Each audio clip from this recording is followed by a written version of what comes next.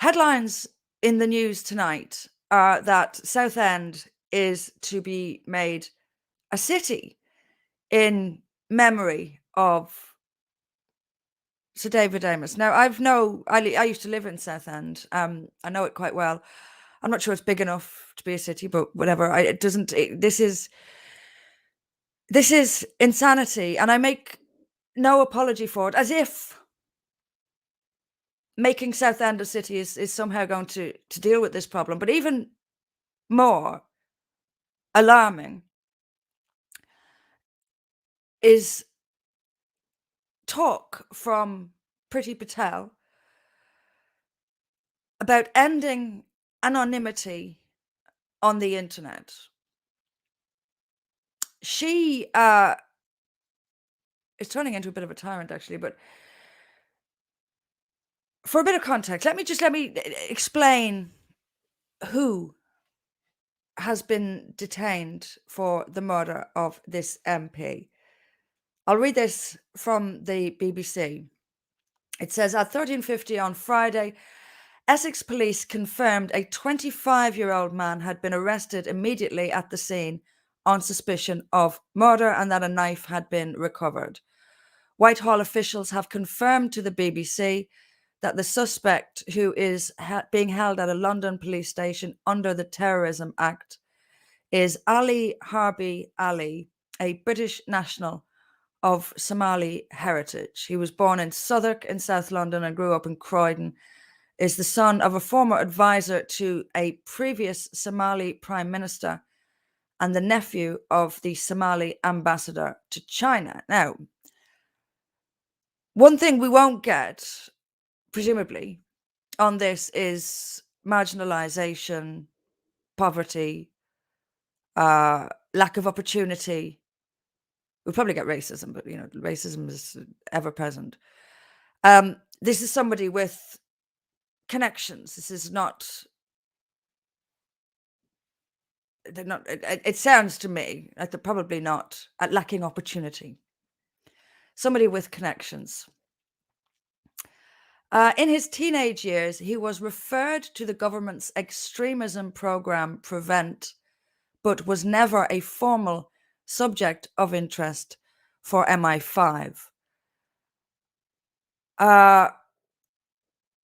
It doesn't say what he's referred to Prevent for, but just a quick explanation of Prevent. This is a scheme which is intended to grab people. It's a Minority Report sort of thing. It's where to grab people before they do anything and to stop radicalization of the person. They've been going after anyone, the far right. But anyway, anyone who doesn't like the current situation in the country with regards to immigration or Islamization will be targeted by this thing as well. But he wasn't of interest to MI5. This you'll notice a lot. This happens a lot.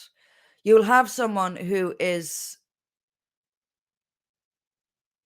a devout, Quran following Muslim, which the establishment will call a Muslim extremist, but actually it's just someone who follows the religion to the letter.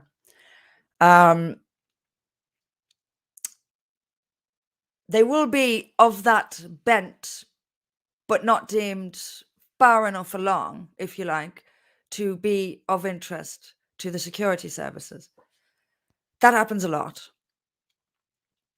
The security services do, however, watch thousands of declared jihadis, thousands. But there are just too many of them to be watched sufficiently. Too many. There are just too many of this ideology in the country, and the resources are not available to watch them. So that'll be part of the reason, no doubt, that so many are extreme, but not extreme enough for MI5 or other security services to take an interest in them. Okay, it goes on to say teachers, members of the public, the NHS, and others can refer individuals to a local panel. This is Prevent, a local panel of police, social workers, and other experts who decide whether and how to intervene in their lives. Engagement in the scheme is voluntary and is not a criminal sanction. It is thought Mr. Ali did not spend long in the programme. The attack has been declared a terrorist incident by police. The early investigation revealed a potential motivation linked to Islamist extremism, according to the Metropolitan Police's Counter-Terrorism Command. Ali Harbi. Ali was initially detained on suspicion of murder, but was further detained under the Terrorism Act late on Friday. On Saturday, detectives were granted a warrant by magistrates to allow them to keep Mr. Ali in custody until Friday, the 22nd of October. He is still being questioned, but has not yet been charged. Let me just tell you when that was. An hour ago. Okay. Right. So there's the background. There's the context of all this. In response, we get Southend will be made a city. It's nice. It's a nice thing to do. But like I say, here's the alarming part. Now, this comes from an interview with Priti Patel. She was being interviewed by Trevor Phillips on Sky News on Sunday.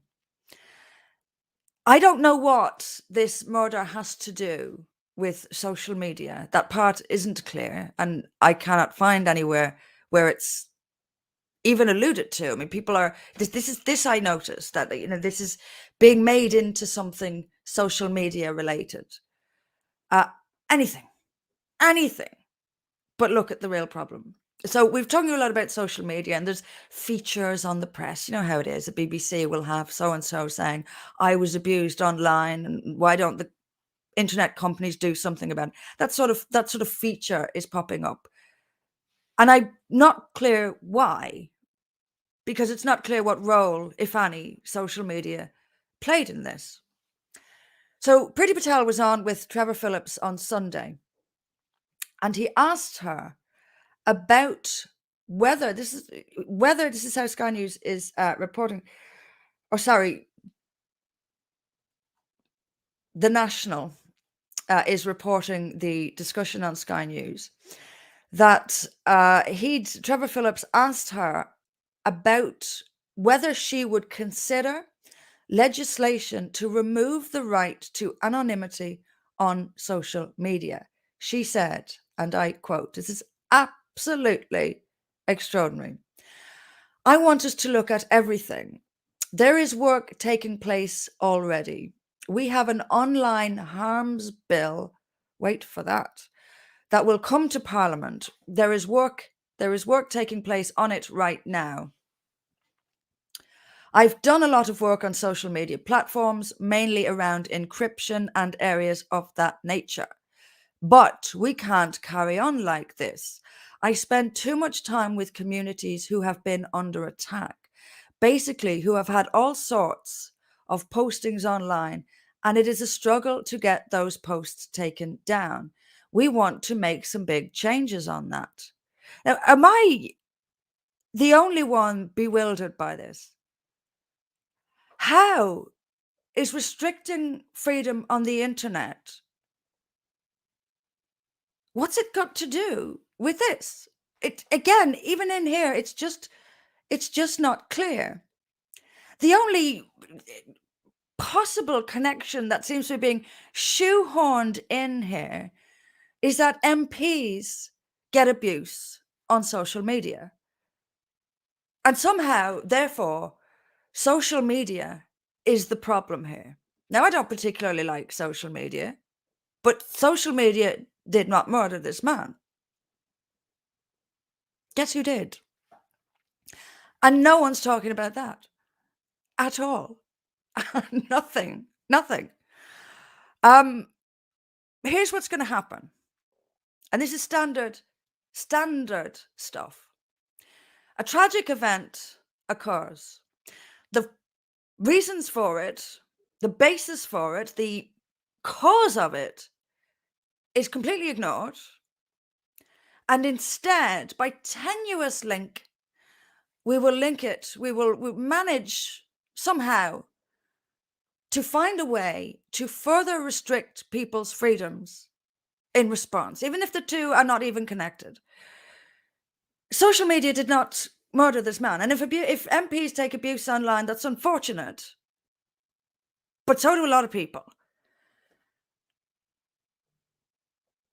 While Priti Patel is telling us that she's not going to rule out destroying anonymity online, sorry to bang on about this, but the borders are still open. Thousands of people, we have no idea who they are coming into this country on Priti Patel's watch. Meanwhile, she will take away, or is threatening to take away, the right we have to express ourselves in, for many people, the only way they can, which is an anonymous account online.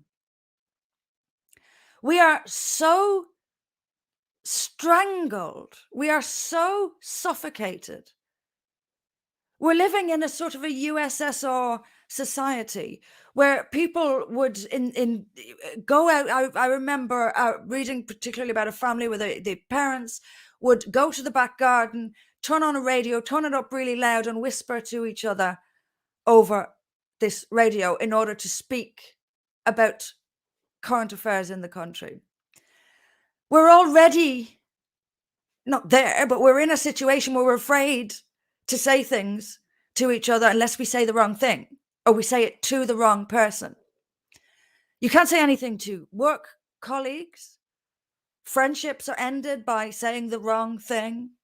Families broken up by saying the wrong thing. That's where we are. So for so many people, an anonymous account online is all they've got to speak freely. It's their only ability to speak freely. And we have to speak freely. We have to. It's a human need to express ourselves. And for millions, online account, anonymous, is the only way they can do it. Now, granted, there are people online who do behave in ways that are absolutely appalling, and they wouldn't do it most likely in real life. And this is the way to sort of let that nasty side of them out. But that's the price of freedom. That's what freedom entails. Freedom includes nasty people who are going to say things that are unpleasant and offensive. That's freedom. So now we stand to lose one of the only avenues left that people have to freely express themselves. Our freedoms will disappear as a result of these tragic events, while the real cause of it not only is ignored and brushed under the carpet, but continues to flow in another arena. In other words, while we're facing the threat of not being able to speak on social media, the borders are still open. And people, we have no idea where they're coming from, what views they hold, how violent they might be. They're coming from a culture that is completely alien to us. That's the problem right there. Social media is not the problem. The immigration is the problem. This mass, unfettered immigration is the problem. But it will not be addressed. And instead, our ability to object to that very immigration will be hampered further as a result of this tragic event. Actually, a couple of questions are coming in, so let me quickly answer them.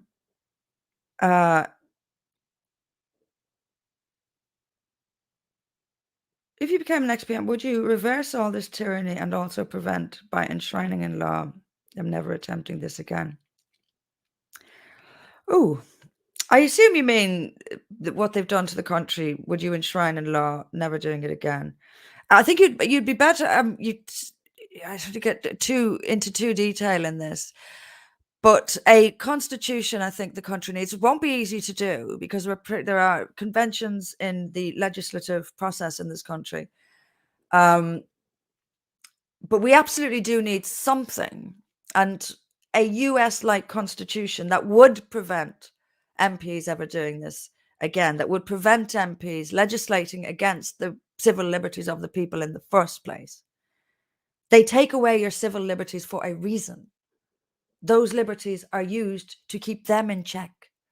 If they want to do something with a country, they have to take away your freedom to stop them first. And that's what's happening. That's the phase that we're in at the moment.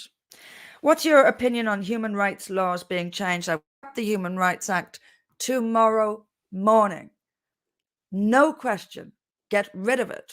It has given activist judges the ability to keep terrorists and rapists from all over the world in this country because their safety is threatened. The safety of British people doesn't matter. Their safety may be threatened.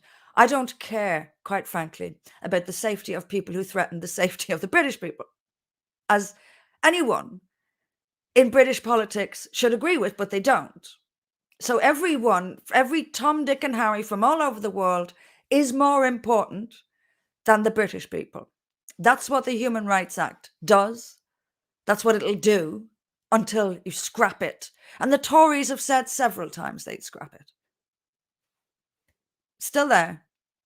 Still one of the vilest pieces of legislation in the country.